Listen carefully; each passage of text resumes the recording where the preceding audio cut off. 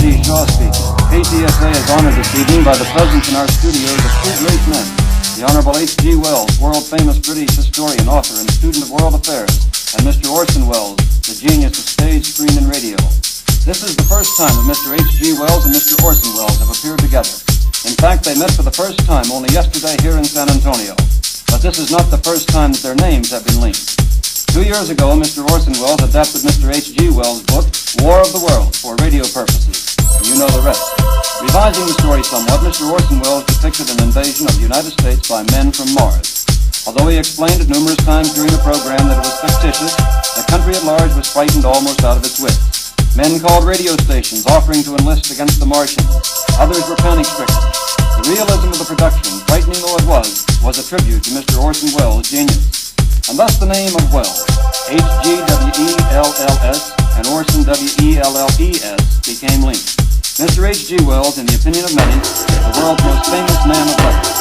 He has come to San Antonio to address the United States Brewers Association, and Mr. Orson Welles is here for a town hall forum address Wednesday. In this meeting of great minds, I feel rather inconspicuous, and the less I have to say, the better you listen to the like. But first, could I interest you gentlemen in a discussion of Mr. Orson Welles' broadcast of Mr. H.G. Wells' book, The War of the Worlds. I am. Well, I've had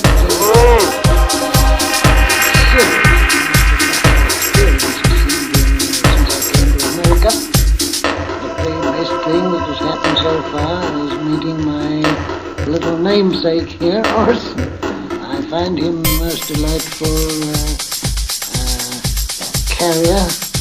He carries my name in an extra E that I hope he'll drop sooner or later. See no sense in it. And I know he's made this sensational Halloween spree. Are you sure there was such a panic in America, or wasn't it your Halloween fun? I think that's the nicest thing that a man from England could possibly say about the men from Mars.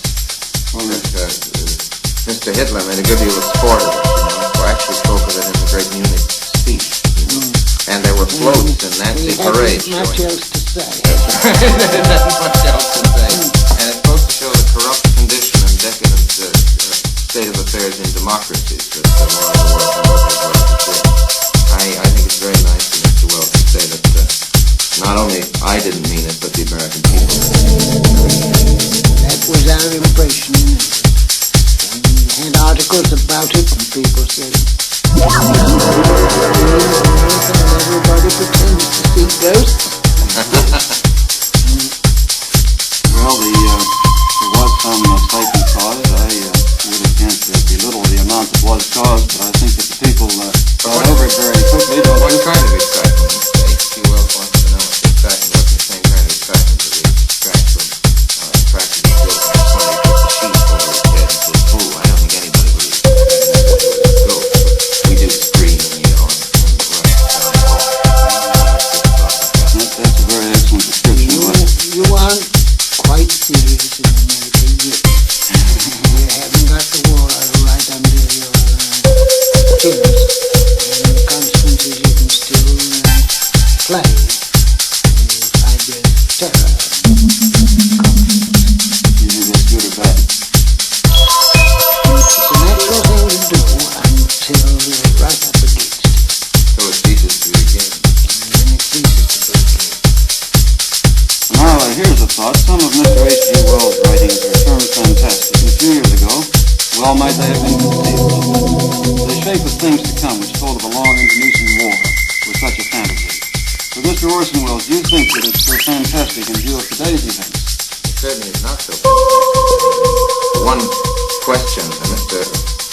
Wells has spoken of not only in the shape of things to come, but has hinted at or directly prophesied such a state of affairs following a wasting war and a return to a feudalism from which the world would find itself again. And today in Mr. Wells' lecture, he said quite the most interesting thing that I've heard in a long time. He said that he'd commenced just recently to ask himself if there was any reason why mankind should so emulate the phoenix and should so get itself out of its nest. He proposed a couple of solutions, but he did admit that there was a possible excuse for a gloomy point of view, and that it would be good to be realistic about it and not to dismiss the gloomy point of view anymore. Perhaps the time had come to look ahead, since the future, Mr. Wells's future, which we've always adored and never really understood, is suddenly upon us. And we are living right now in that famous H.G. Wells future, which we all knew about. Now, before we get away from this microphone, tell me about this film of yours that you've been producing. You're a producer, aren't you? You're art director, you're everything. Well, Mr. Wells, What's the film called? it's called Citizen Kane. Citizen Kane. Not C-A-I-N. No, K-A-N-E, and this is, of course, the kindest and most gracious possible thing to do. Mr. Wells is making it possible for me to do what in America is spoken of as a plug. And he understands. Fine old American. I don't understand these words. You understand the value, however. Mr. Wells wants me to tell you that I have made a motion picture, and he's kind enough to ask me a leading question concerning it. I'm looking forward to it. Very kind, sir.